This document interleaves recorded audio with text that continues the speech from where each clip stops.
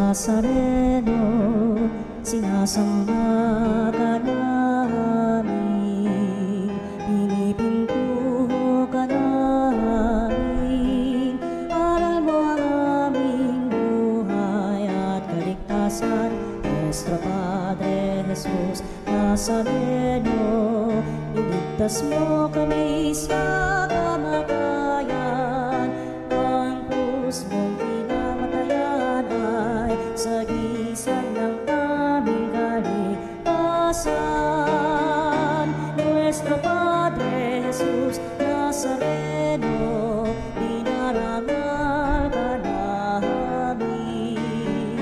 Nuestro Padre Jesus Nazareno, inulwalhati ka namin.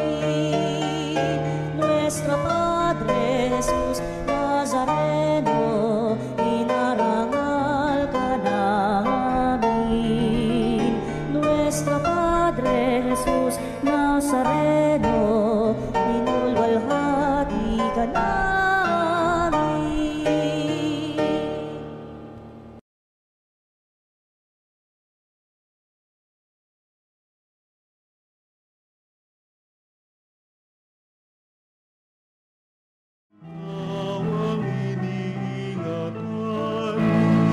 Ating dakilain at sambahin ang Panginoong buti.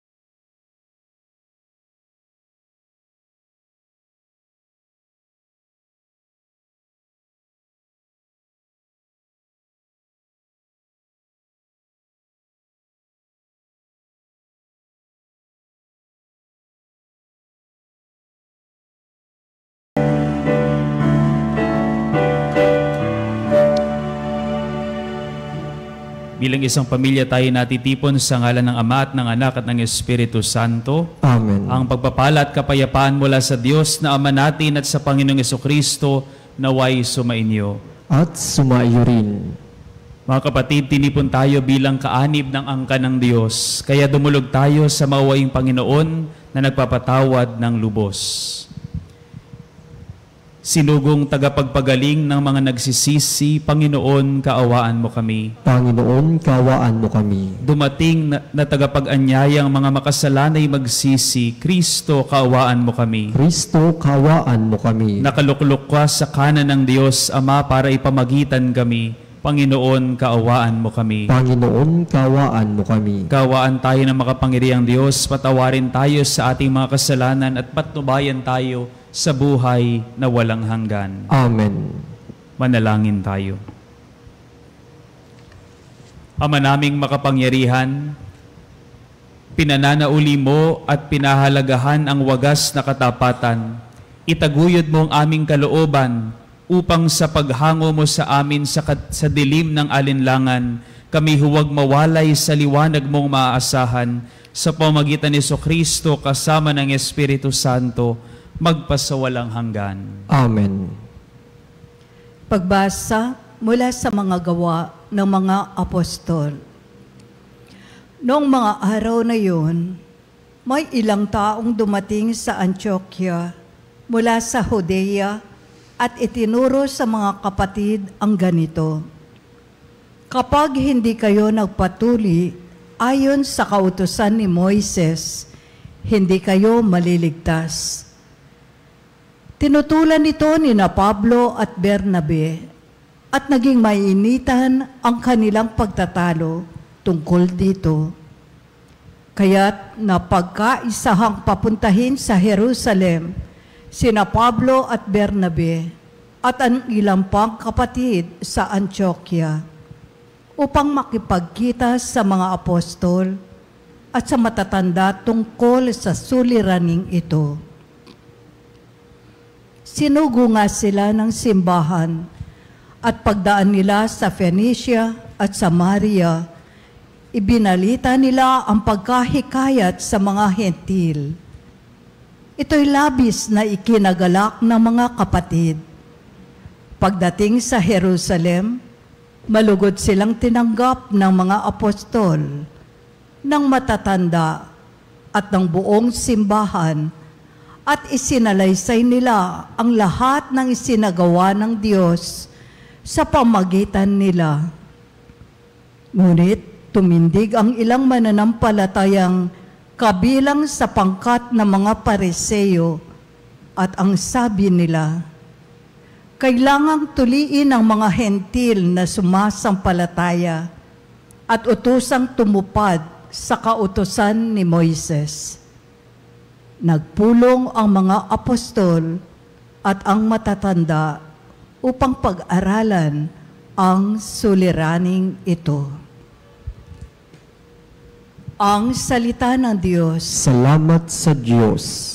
Masaya tayong papasok sa tahanan ng poong Diyos. Masaya tayong papasok sa tahanan ng poong Diyos. Ako ay nagalak sa sabing ganito, sa bahay ng poon ay pumasok tayo. Sama-sama kaming matapos sapitin ang pintuang lungsod nitong Jerusalem. Masaya tayong papasok sa tahanan ng poong Diyos. Yaong Jerusalem, kay ganda ng anyo, maganda ang ayos ng muling matayo. Dito umaahon ang lahat ng angkan, lipi ni Israel upang magsambahan. Masaya tayong papasok sa tahanan ng poong Diyos. Ang hangad ang poon ay pasalamatan, pagkat ito'y utos na dapat gampanan. Doon din naroon ang mga hukuman at ang trono ng haring hahatol sa tanan. Masaya tayong papasok sa tahanan ng poong Diyos.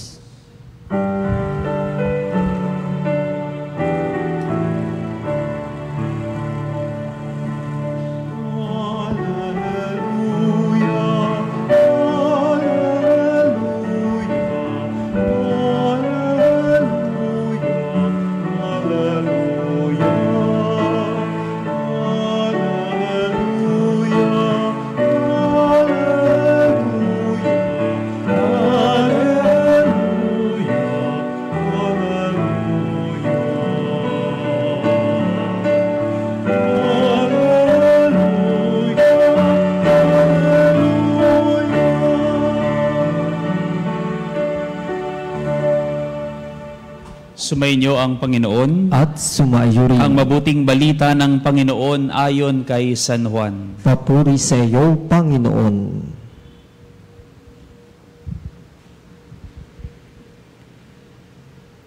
Noong panahong iyon, sinabi ni Jesus sa kanyang mga alagad, ako ang tunay na puno ng ubas at ang aking ama ang tagapag-alaga.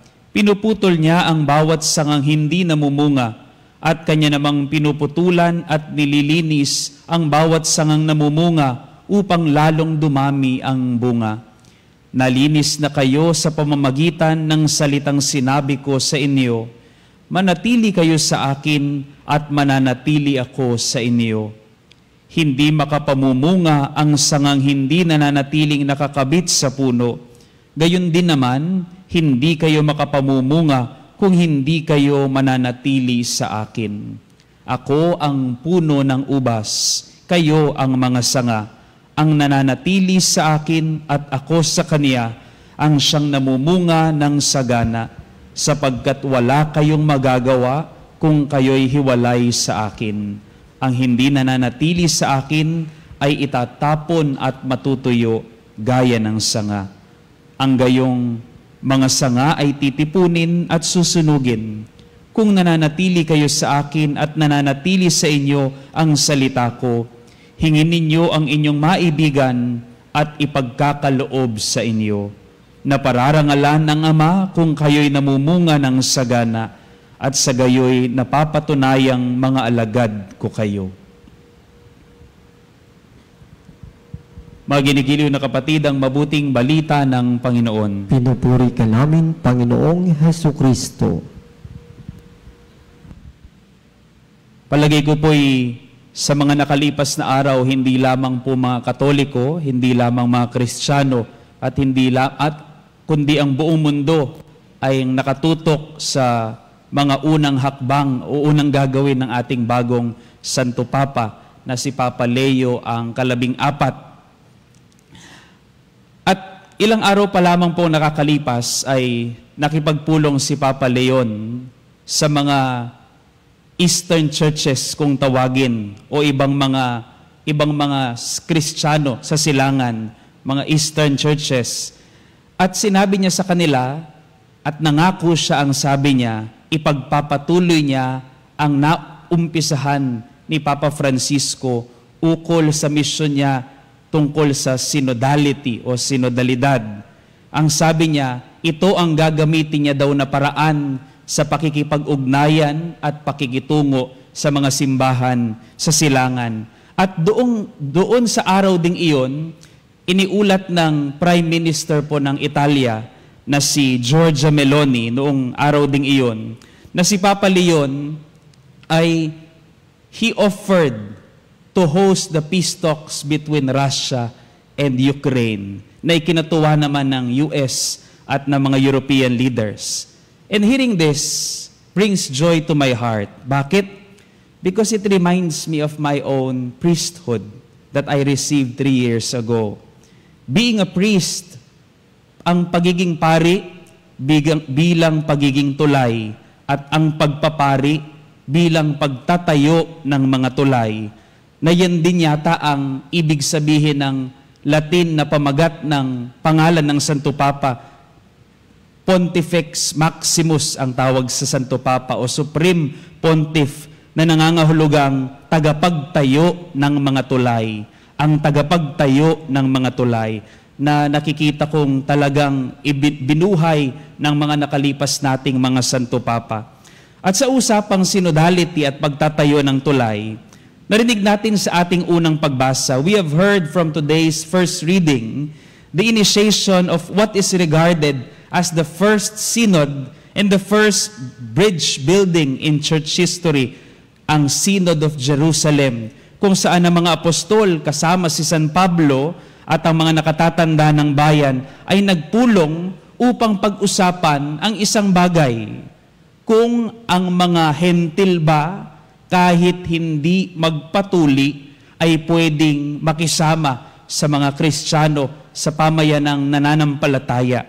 Yun ang pag-uusapan sa synod na ito. Kayo po ba, Tita Rina? Natuli na po ba kayo? Para sa amin lang po ba iyon? Para sa amin lang. And what did they do in this synod? Talking about the circumcision of the Gentiles and the possibility for them to be included in the Christian community. At yan ang detalye na inumpisahan ngayon, ngunit ipagpapatuloy sa unang pagbasa bukas. But we will already preempt what will happen in that synod that was initiated in the first reading today. Doon natin makikita, there we will see that in a synodal church that builds bridges, 1, there is speaking, and 2, there is listening. Merong pagsasalita at merong pakikinig. Ngunit ang tanong ay, anong klaseng pagsasalita at anong klaseng pakikinig? At sa usapang pong ganito, lagi kong naaalala ang isang karanasan ko po nung ako'y nagbibigay ng isang recollection sa isa pong grade 7 na klase sa Pampanga. Itago na lang po natin itong isang estudyante sa pangalang Rino. Ang pangalan po niya ay Rino.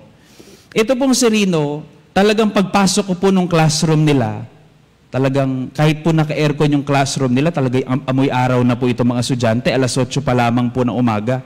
Pagpasok ko po ng classroom, nagliliparan ng mga chalk, eraser, nagliliparan ng mga upuan, libro, pati mga estudyante nagliliparan. Talagang ang likot-likot po. Sabi ko, Mama, ano po napasok ko? Sabi ko, classroom po ba iyon? Sabi ko sa teacher nila, o zoo. Sabi ko, sir, pagpasensyahan mo na. Sabi niya, dahil natapat ka dito sa pinaka-notorious na klase. Maghapon lang naman ang sabi niyang ganyan. So tiniis ko po. Sabi ko ganyan, sige, papasok ako. Sabi ko, dahil obligato po akong gawin yan. Kahit hindi po ako mahilig talaga sa ganitong, sa pakikitungo sa malilikot na ganitong mga bata nung panahong iyon. At nung pong, habang pong, dahil dumiskarte po ako para pampaubos ng oras sa mga estudyante, technique po namin nagpaparecollection pag wala na kaming alam sabihin, magpapa-film viewing po kami. Nagpapanood po ako ng isang short film. At habang nanonood po sila ng short film, lumabas po ko ng classroom nila. At paglabas ko po ng classroom nila, itong si Rino, tumayo po dun sa upuan niya, at sinigawan po ako. Sabi niya, "Sir!" Ang sabi niyang ganyan, "Wala po ba kayong pinto sa inyo?" Sabi niyang ganyan. "Wala kayong pinto sa inyo?" Sabi niyang ganyan sa akin. Talagang namutla po ko sa galit. Gusto ko nang sabi ko, sasakalin ko tong batang ito. Sabi kong ganyan, magunos dili ka, ang sabi ko sa sarili ko. So, pumunta po ako dun sa teacher nila, sa advisor. Sabi ko, "Ba't ganyan naman yung batang yun?" Ang sabi kong ganyan sa teacher. "Pagpasensyahan mo na, brother." Sabi niyang ganyan. "Huwag ka magugulat sa sasabihin ko." Ang sabi niya, kung tayong mga Katoliko, ang sabi niya, meron tayong tinatawag na Diyos na nagkatawang tao. Itong batang ito, demonyong nagkatawang tao. Ang sabi po niya sa akin, talagang ganyan po ang description. Talagang ganun po ang karanasan ko dun sa batang iyon. Talagang salbahe. Dahil wala po ko magawa, kundi hindi ako matatapos magpari ngayon kung hindi ko po tinupad yung obligasyon ko dun. So kahit po talagang binubuhat ko na lang ang sarili kong pabalik ng classroom, tinapos ko po ang recollection. At dun po sa bandang patapos na ang recollection, meron po ang pinagawa sa kanila. Ang sabi ko, "You cut out from this paper a heart shape." Sabi kong ganyan, heart. "At isulat nyo doon sa papel kung ano ang laman ng puso ninyo." Ano ang laman ng puso ninyo? So may background music habang nagsusulat po sila. Ang likot-likot talaga nitong si Rino. Talagang binabato niya lahat. Talagang ginugulo niya ang mga kaklase niya. Seryoso. Pero pagkatapos pong nagsulat lahat sila, isa-isa tinanong ko. Unang estudyante, sabi niya, "Sana po makauwi po ang tatay ko sa barko at mabili niya po ang pangarap kong sapatos." Very good para sa isang bata. Susunod na estudyante, "Sana po ligtas po ang tatay ko para makapagpadala na siya ng pera." Sabi niya ganyan. "Para mabili ko na po yung gusto kong laruan." Ang sabi niya ganyan. So, very good para sa isang bata. "Sana po ligtas po ang tatay ko," sabi niya, "sa pagtatrabaho niya sa Mindanao." Isa po siyang pulis, sundalo, sabi niya, "para makita na po siya ng nanay ko at makakain na kami sa labas." Very good para sa isang bata. Ito na. Hinuli ko talaga. Wala na akong magagawa. Ito na si Rino. Tinanong ko, "Rino, sige, anong laman ang puso mo?" Sabi kong ganyan sa kanya. Hinihintay ko na ano na naman kabalbalan ang sasabihin ng batang ito. Sabi kong ganyan. "Sige nga." Tahimik ang buong classroom.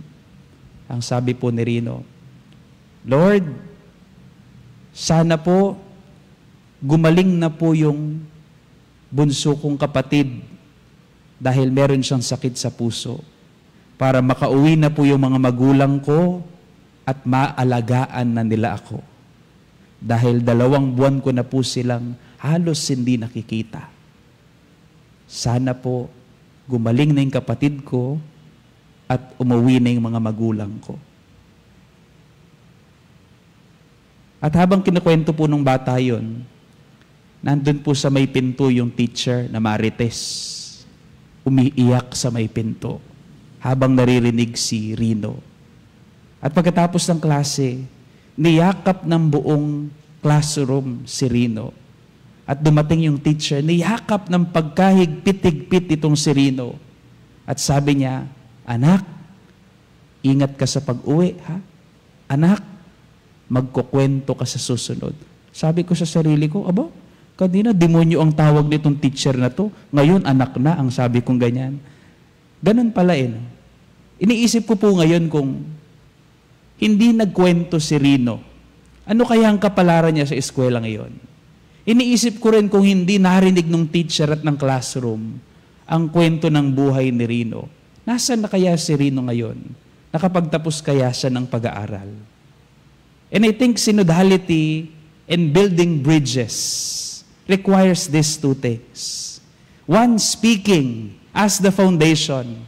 And 2, listening as the road on top of speaking. And together they bring salvation, fullness of life. Pagsasalita at pakikinig. Speaking with candor, listening with humility. Pagsasalita ng katotohanan at katapatan. At pakikinig ng may bukas at mababang kalooban. At palagay ko po, ito ang paanyaya ni Jesus ngayong araw, ngayong sinasabi niyang, "Manatili kayo sa akin bilang mga sanga sa aking puno." Manatili sa tabi ng bawat isa, manatili sa simbahan, nakikinig, nagsasalita ng may kababaan ng loob sa bawat isa at sa banal na Espiritu. Amen.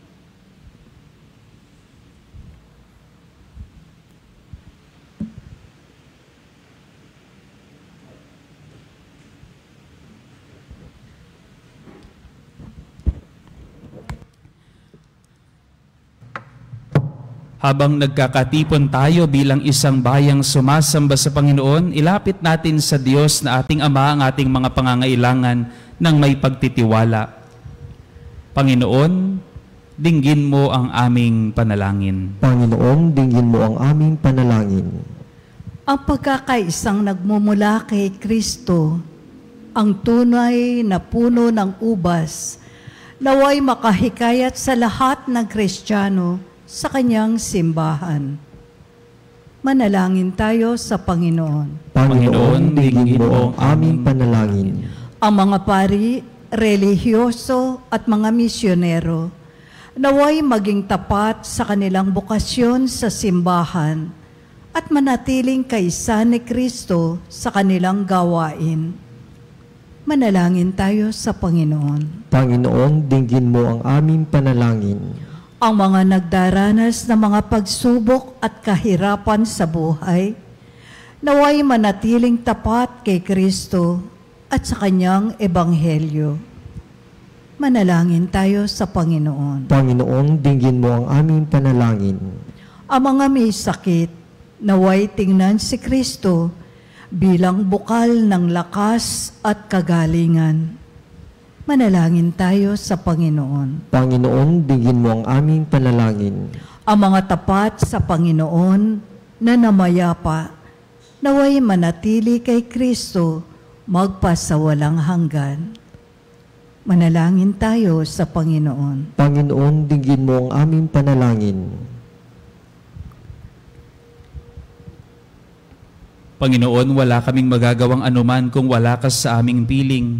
Dinggin mo ang aming mga panalangin at panatilihin mo kami sa iyong pag-ibig. Hinihiling namin ito sa pamamagitan ni Kristong aming Panginoon. Amen.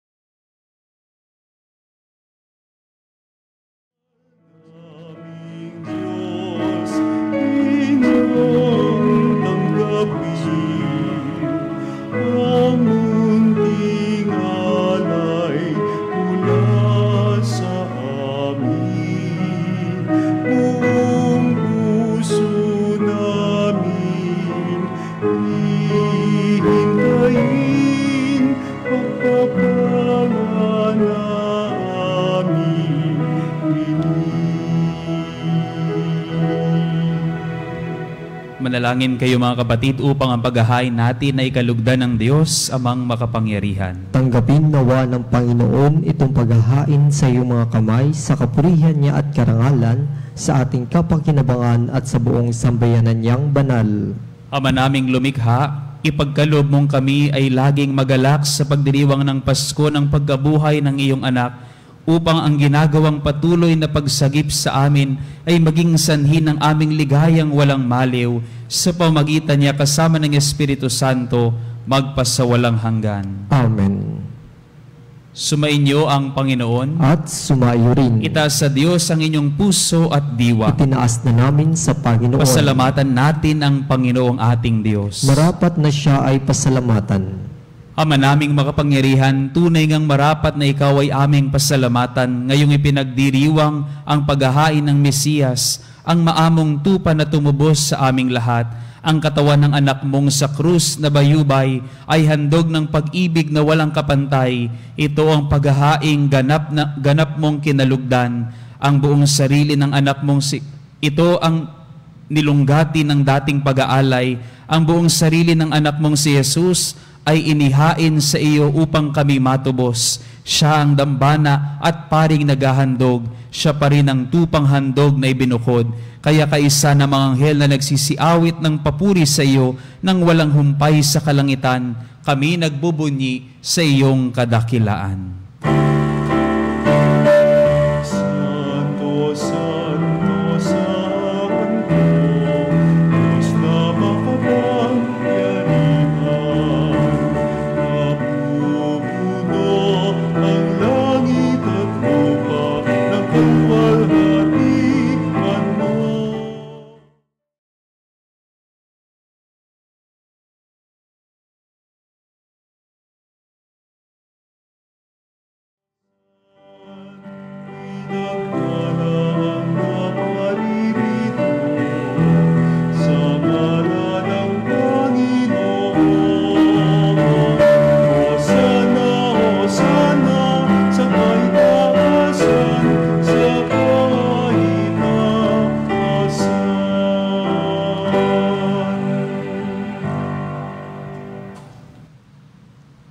Ama naming banal, ikaw ang bukal ng tanang kabanalan, kaya't sa pamagitan ng iyong Espiritu, gawin mong banal ang kaloob na ito upang para sa amin maging katawan at dugo ng aming Panginoong Heso Kristo. Bago niya pinagtiis ang kusang loob na maging handog, hinawakan niya ang tinapay, pinasalamatan kaniya, pinaghati-hati niya iyon, iniabot sa kanyang mga alagad at sinabi, "Tanggapin ninyong lahat ito at kanin. Ito ang aking katawan na ihahandog para sa inyo."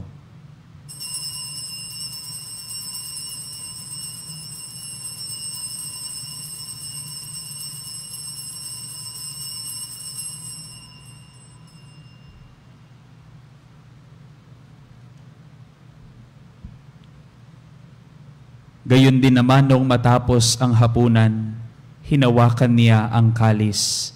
Muli kanyang pinasalamatan, iniabot niya ang kalis sa kanyang mga alagad at sinabi, "Tanggapin ninyong lahat ito at inumin. Ito ang kalis ng aking dugo, ng bago at walang hanggang tipan, ang aking dugo na ibubuhos para sa inyo at para sa lahat, sa ikapagpapatawad ng mga kasalanan. Gawin ninyo ito sa pag-alala sa akin."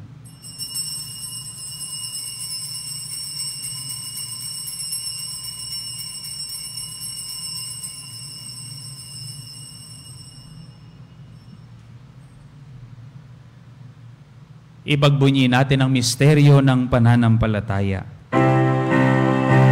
Sa krus mo't magkabuhay, kami natubos mong turay. Ang Jesus naming mahal, iligtas mo kaming tanan, ngayon at magpakailanman.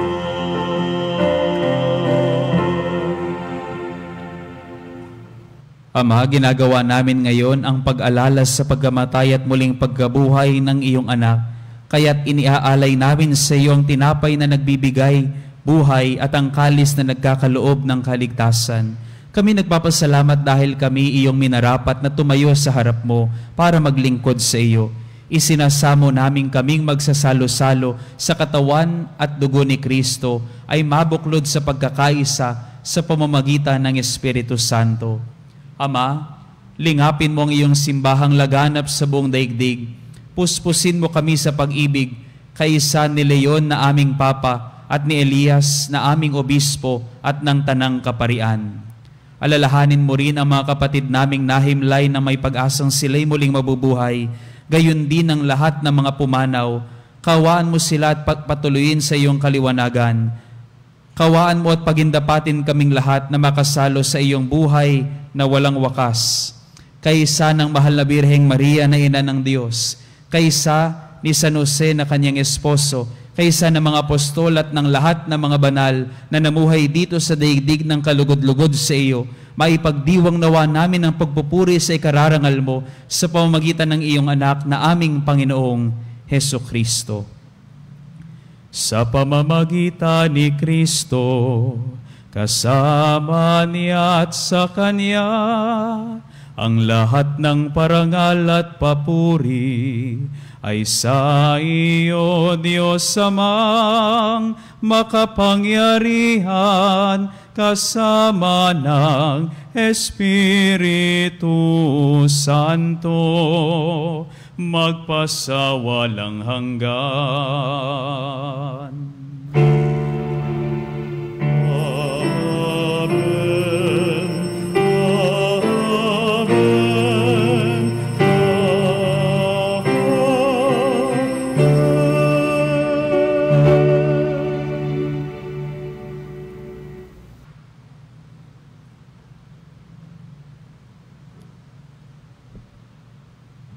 Sa tagubili naman nakagagaling na utos sa turo ni Jesus na Panginoon natin at Diyos, ipahayag natin ngayon ng lakas loob.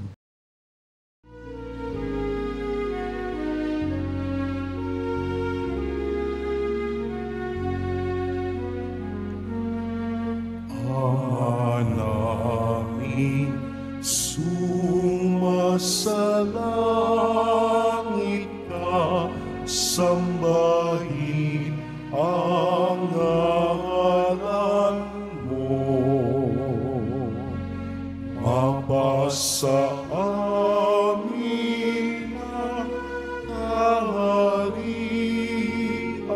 mo, sundin ang loob mo, dito sa lupa para ng sa langit. Bigyan mo kami ngayon ng aming kakanin sa araw-araw, at patawarin mo ang aming mga sala, para ng pagpapatawad namin sa nagkakasala sa amin, at huwag mo kami ipahintulot sa tukso, at iadya mo kami sa lahat ng masama.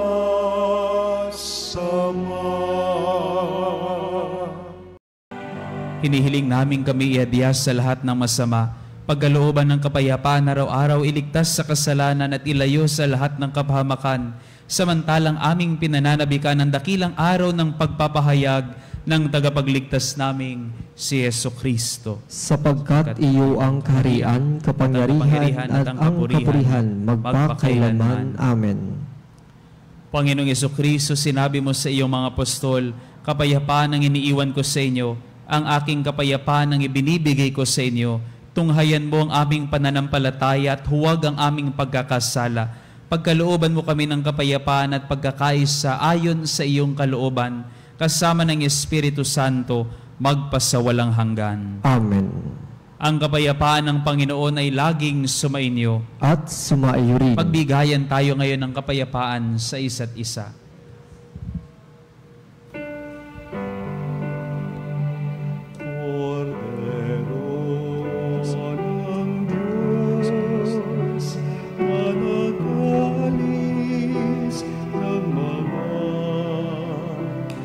Kasalanan ng sanlibutan, naawat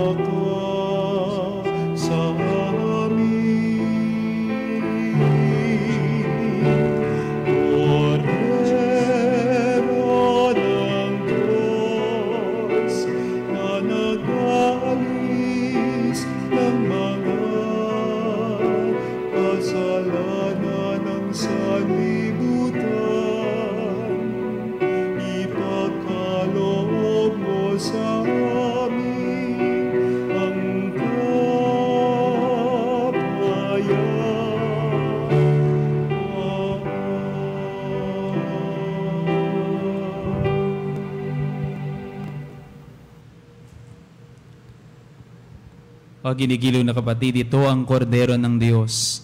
Ito ang nag-aalis ng kasalanan ng sanlibutan. Mapalad ang mga inanyayahan sa kaniyang piging. Panginoon, hindi ako karapat-dapat na magpatuloy sa iyo, ngunit sa isang salita mo lamang ay gagaling na ako.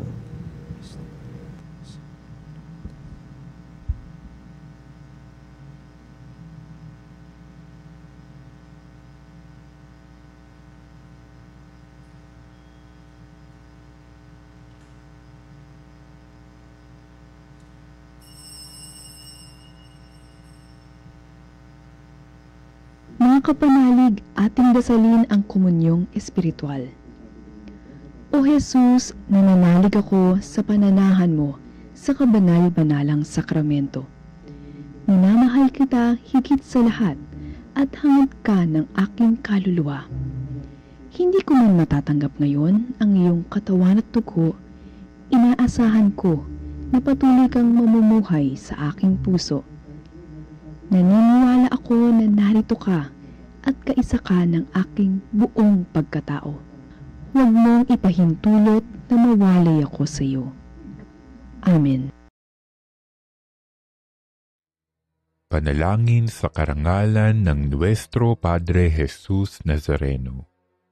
O Jesus Nazareno, katamis-tamisan naming manunubos, sa harap mo ngayon naririto kami't nangangayupapa at nagsisisi ng taos-puso sa aming pagiging walang turing sa iyo at paglimot sa di mabilang na mga biyaya mo, lalong-lalo na yaong mahalagang biyaya ng pagtutubos.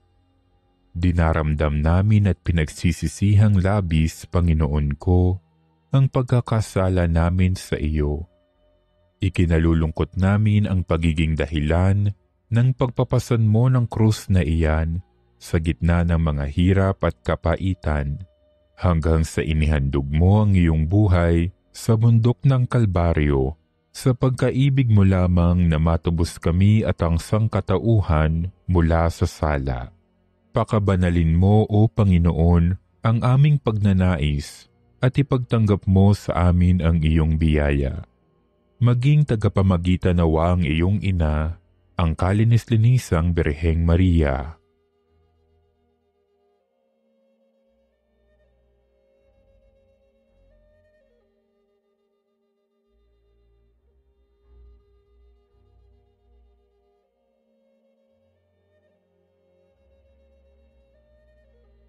Ama naming makapangyarihan, niloob mong akuin ang iyong anak, ang krus at kamatayan, upang ang sangkatauhan ay matubos at mabuhay. Ang pag-ako namin sa krus at kamatayan dito sa lupa, ayon sa diwa ng pagsunod sa iyong loob, na ginanap ng iyong anak, ay magpagindapat nawa naming kamtin ang lubos na katubusan at pagkabuhay sa iyong piling, sa pamamagitan ni Hesukristo, kasama ng Espiritu Santo, magpasawalang hanggan. Amen. Nuestro Padre Jesus Nazareno, Panginoon namin at Diyos, kaawaan mo kami.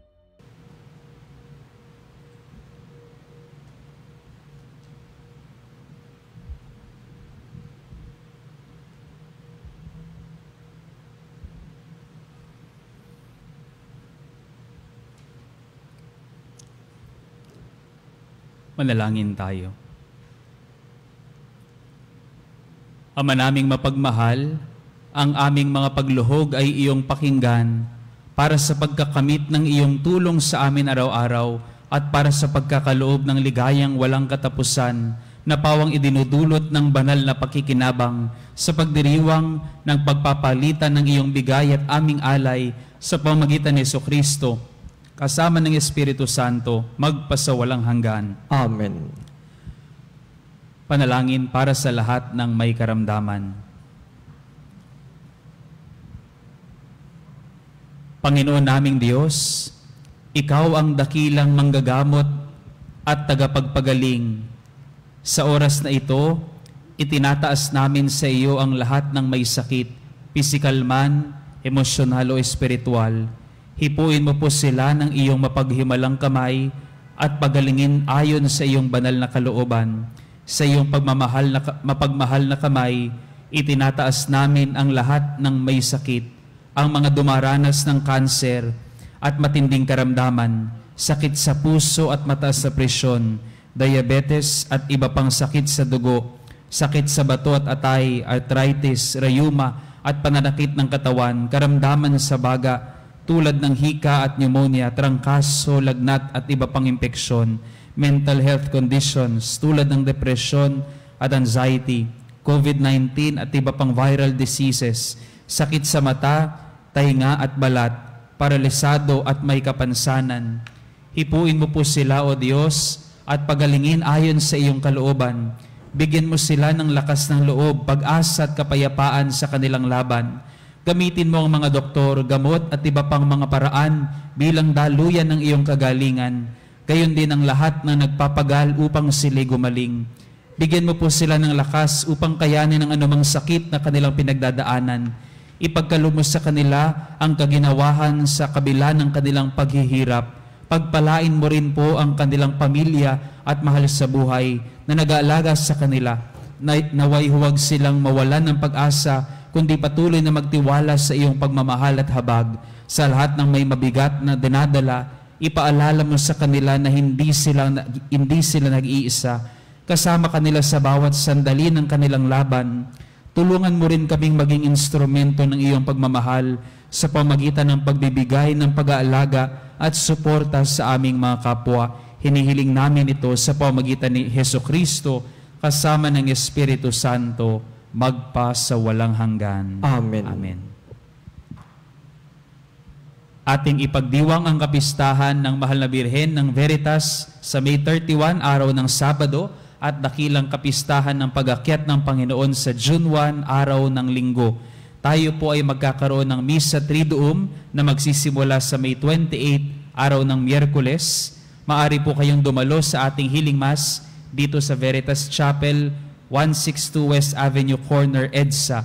Para po sa inyong mga pamisang pasasalamat, kaarawan, kagalingan, special intention, kaluluwa, at mass sponsor o love offering, tumawag lamang po sa Religious Department 8925-7931, local 129-131-137, o mag-text sa 0917-631-4589 at hanapin lamang si Miss Rene Jose o si Miss Ali Nahe. Maraming salamat po. Sumainyo ang Panginoon At sumayo rin. at pagpalain kayo ng mga Panginoon Diyos sa inyo, 10 ng inyong mga pamilya at mahal sa buhay, at ipagkaloob nawa niya ang pinakamalalim na kahilingan ng inyong puso sa ngalan ng Ama at ng Anak at ng Espiritu Santo. Amen. Ang misa'y natapos na, humayo kayo sa kapayapaan. Aleluya, aleluya. Salamat sa Diyos. Aleluya, aleluya. Aleluya.